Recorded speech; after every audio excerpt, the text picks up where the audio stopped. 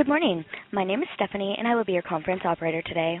At this time, I would like to welcome everyone to the Headline Risk and Barometer Positioning Conference Call. All lines have been placed on mute to avoid any background noise. After the speaker's remarks, there will be a question and answer session. If you would like to ask a question during this time, simply press star, then the number 1 on your telephone keypad. If you would like to withdraw your question, press the pound key. Thank you. Rosalind Salter, you may begin your conference. Good morning. Thank you, everyone, for joining us. I'm Rosalind, and I'm one of the wholesalers supporting you here from Barometer. I want to thank everyone for joining us this morning. Today, Dave Burrows will discuss current market headlines and the respective positioning and performance of our portfolio. Great. Thanks, everybody, for tuning in today. As always, it's always a good time to talk about what's going on in the portfolios and what we're seeing going on in our work. For most of you, you know that over the last number of months, since early February, we have had a view that the first major correction of the new bull market that started in 2013 had run its course, and that we are in a more constructive environment for equities. Over the last few weeks, coming into Friday, slowly we have seen improvement in our breadth indicators in the U.S. in particular, and in Canada. As a result, our positioning, I think you know, has been almost entirely Canada and the U.S. Markets very often come into an event with a particular setup, and the market will always behave going through a shock predetermined by the technical setup going in. So our experience has been when markets get a shock, when they're on a weak technical footing, there will be an outsized response, and often it just simply accelerates a weakening environment. On the other hand, when a market shock takes place while the technical backdrop has been improving, very often that means there's built-in buyers in the market that can come in and create support, and often they act as a shock absorber. So you can never tell when you're going to get a black swan type event, but it's always important to have the portfolios positioned based on the current market environment. So we would say that markets came into the bad news Friday morning with a pretty strong positive technical footing, specifically and especially in the U.S. So that's the starting point. So what do we mean by that, and what could be driving that? We've had a view that for a long time, the shareholder returns or yield to equity stakeholders in the S&P far outweigh the opportunity that's there in the bond market. And in simple terms, if you took the 10-year bond at a 1.6% yield and looked at shareholder yield as the combination of dividend and share buyback yield at close to 6, investors were being paid a 4.3% premium return to take the risk to own equities. And to put that into historical perspective, you have to go back 50 years to find a time when investors were getting compensated as well for taking risk. If you simply did a comparison against the earnings yield of the S&P, the equity risk premium, again, close to 4.5%. So we think that is the basis that can allow multiples to expand in equities and give equity stakeholders an outsized return with a better risk characteristic than they can get in the fixed income market. And fixed income, of course, trading at close to 1,000-year lows, well, really all-time lows.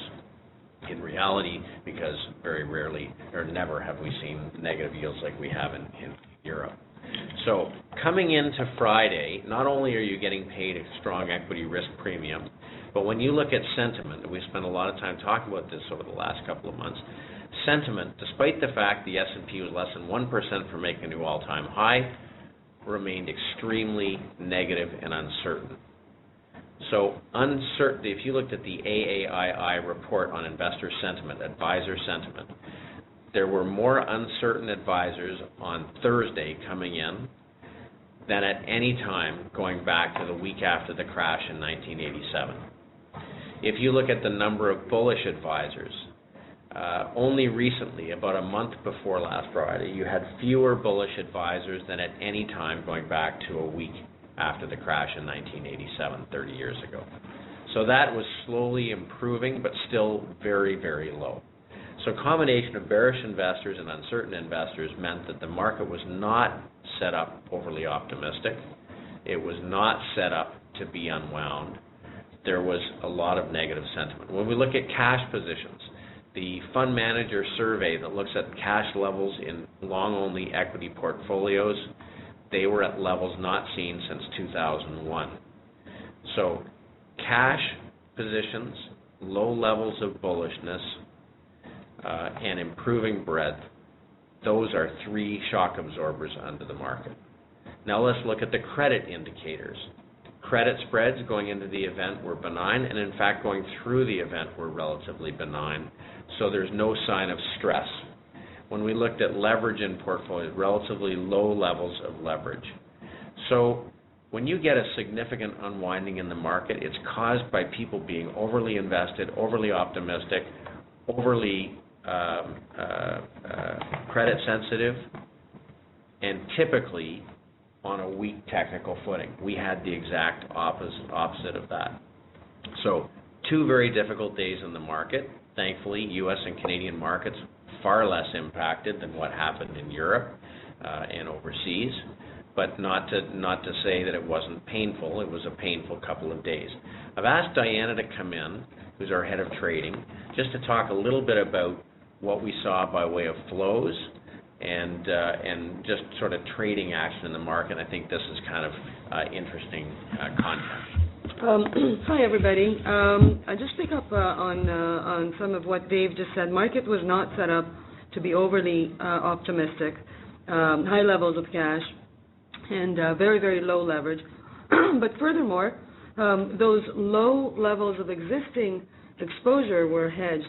So the market was really there was nothing to hedge on the way down. Now, so very, very people were not set up for any kind of sell-off. Market was at almost highs, and they weren't heavily invested. So Friday and Monday sell-off, there was almost non-existent purchase of downside stress. The demand for downside stress during Friday and Monday sell-off was almost non-existent. And as a matter of fact, on Friday, the market saw some very, very heavy inflows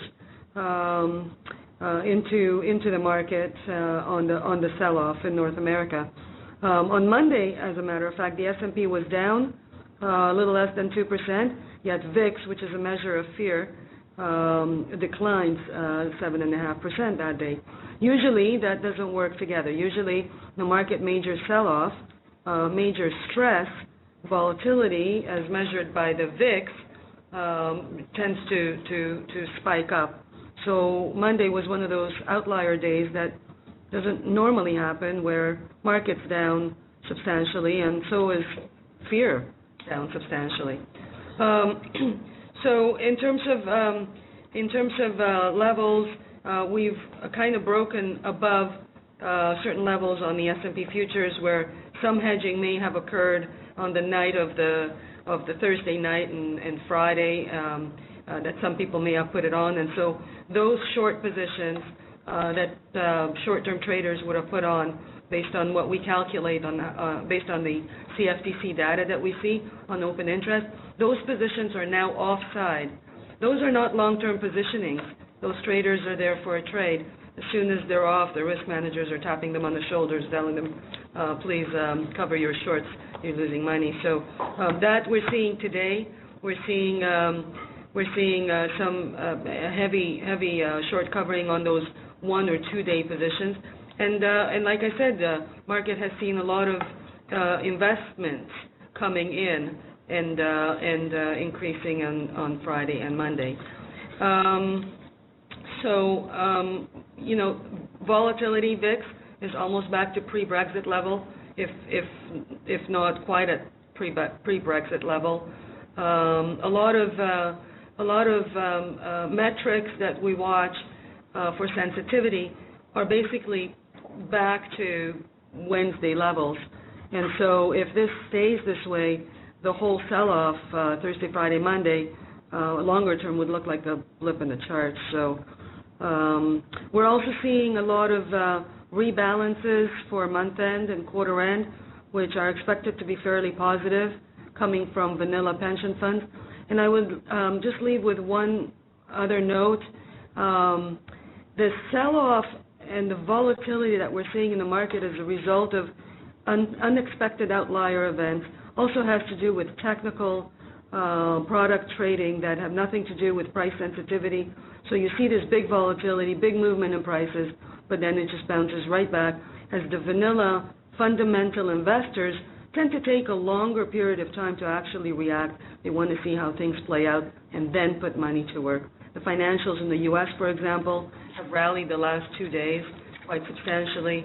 And so, this is what we're seeing. It's quite fantastic how it all rebounded. Great. Thanks very much, Diana. So, interesting trading behaviors. Going back to the initial comment, markets tend to behave based on the way they've come in. Markets have absorbed this shock remarkably well. Obviously, there's still more to play out, but I would say that the initial indications are that the shock absorber worked. Now, when we look at the way that we make decisions, one of the things that we've often said in meetings is that we will always use our stops. The one thing that would cause us not to make trades or make executions if there's a break in liquidity. And clearly Friday was a break in liquidity. Things closed one way Thursday night, opened completely differently on Friday morning.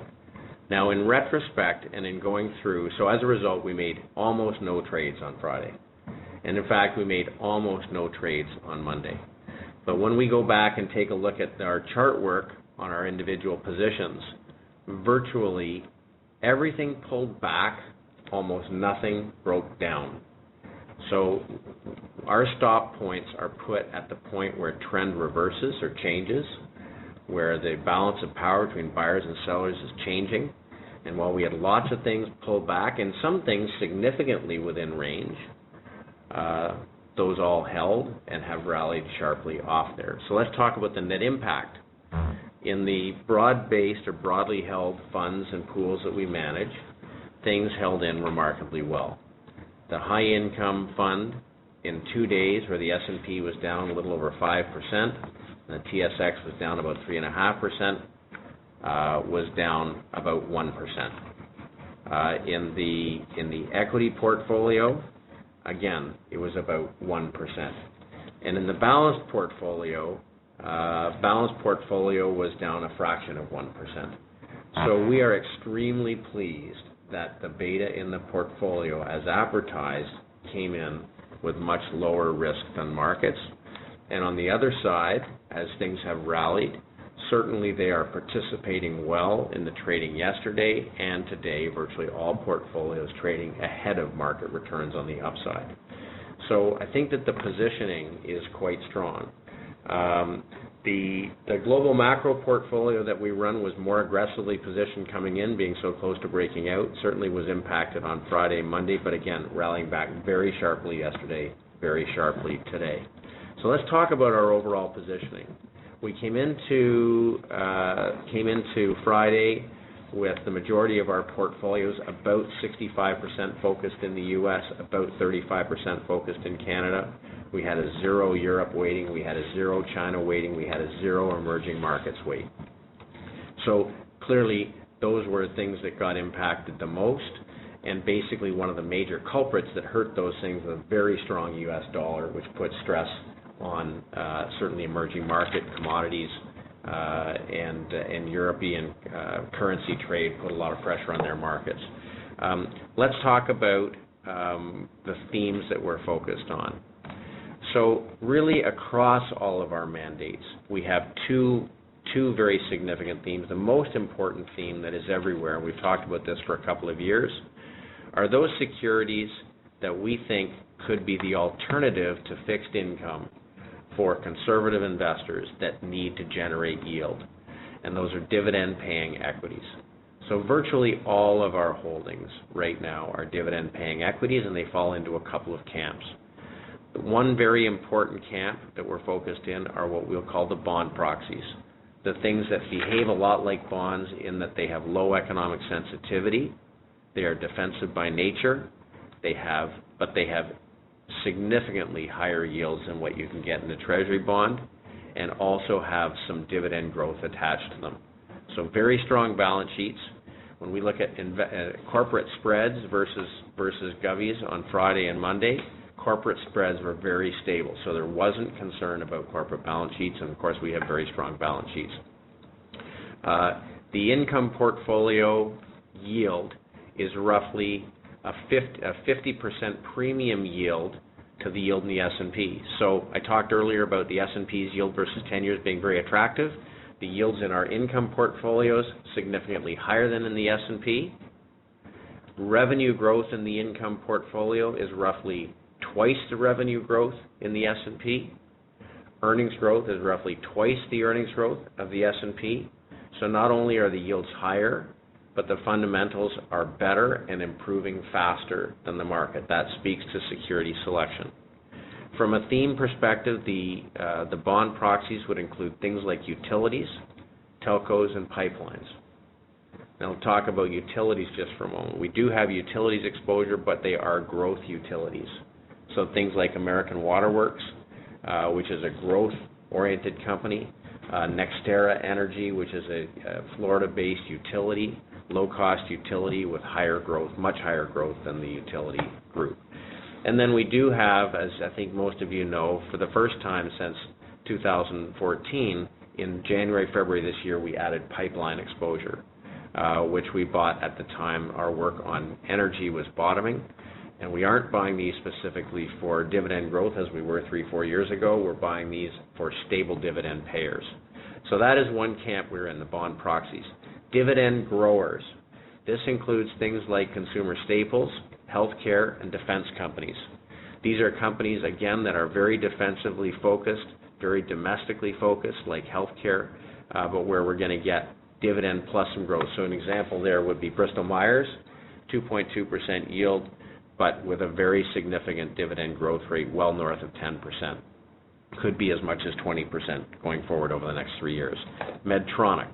Medical devices have been a very strong place to be. They are hitting new relative strength highs versus the market from a price perspective.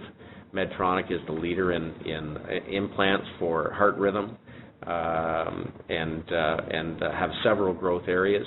United Healthcare on the healthcare provider side.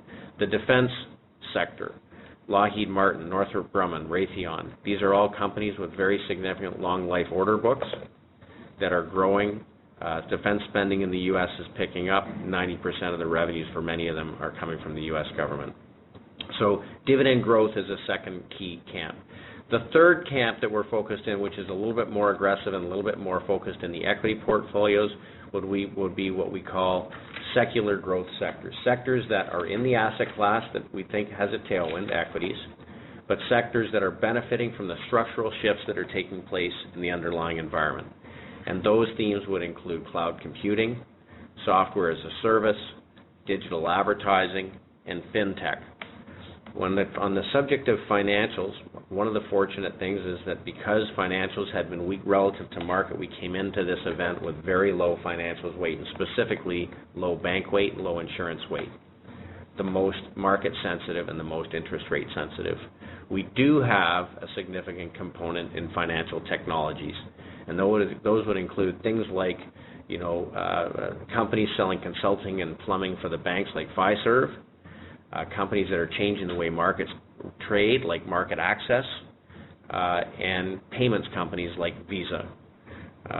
So the secular growth themes did certainly get impacted on Friday and Monday, but are coming back very, very nicely on Tuesday and Wednesday. And then, of course, the gold sector. And the gold sector is a sector that we were out of for over 2 years, added back in February.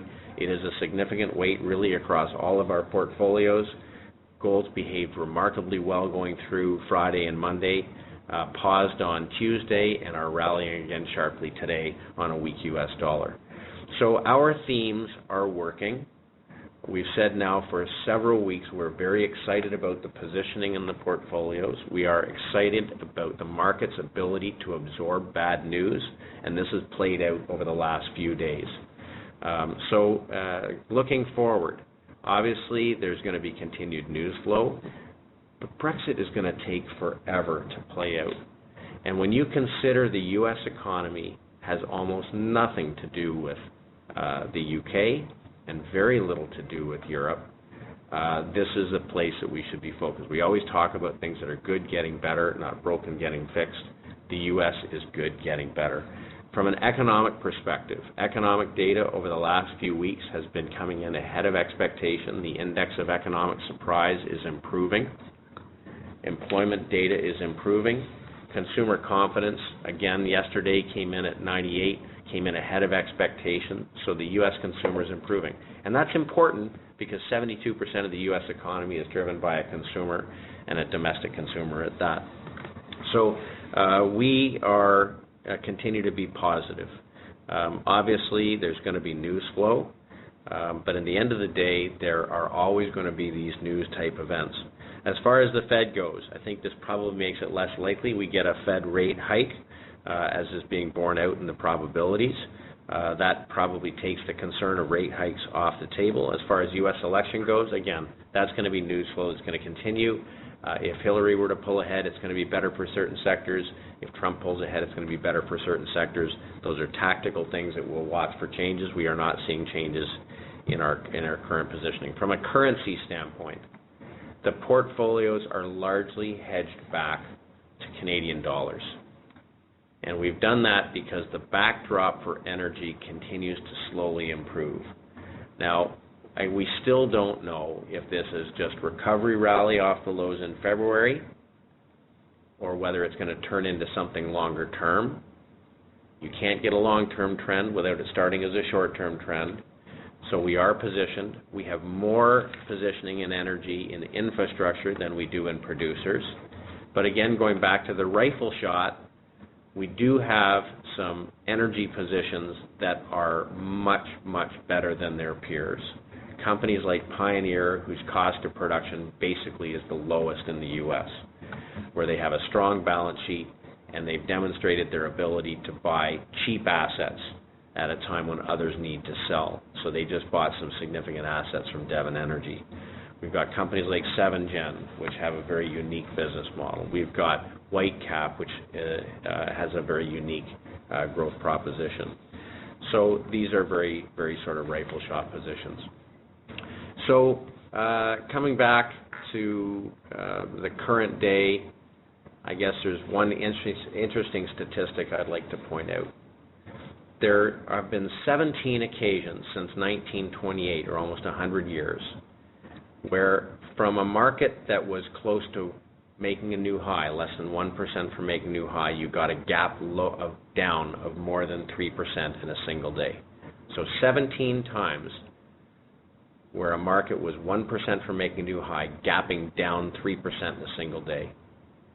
Of those 17 times, in 14 occasions, by 3 months later, the average return for the market was up 6.7%. And the best entry point came within the first 4 days. So this happened on day 3. This is day 4. We are taking out technical levels to the upside. A lot of the technical damage that was done on Friday and Monday has been reversed in this trading in the last 2 days. And what we know has been taking place in the market is money is getting put to work, not coming out. So we've made the case that in the last 2 years, over $200 billion has been funneled out of equities into other asset classes. We are seeing in this difficult event money flowing back towards equities. So for some of those people out there who are underinvested, this gave them an opportunity to start putting some money to work. It should help to embolden them. We think that there could be about $18 billion of repositioning from bonds into equities at quarter end over the next few days. That certainly would be supportive of the current case. And as we go forward, should we see changes in our modeling, we will make changes in the portfolio. We know we're not dogmatic, But as it stands, I think this only serves to buoy our bullish case that markets want to go higher, and I think that we're positioned well for things as we go forward. So with that, maybe I could open it up for questions. I certainly appreciate everybody taking the time. Operator, are you there? At this time, I would like to remind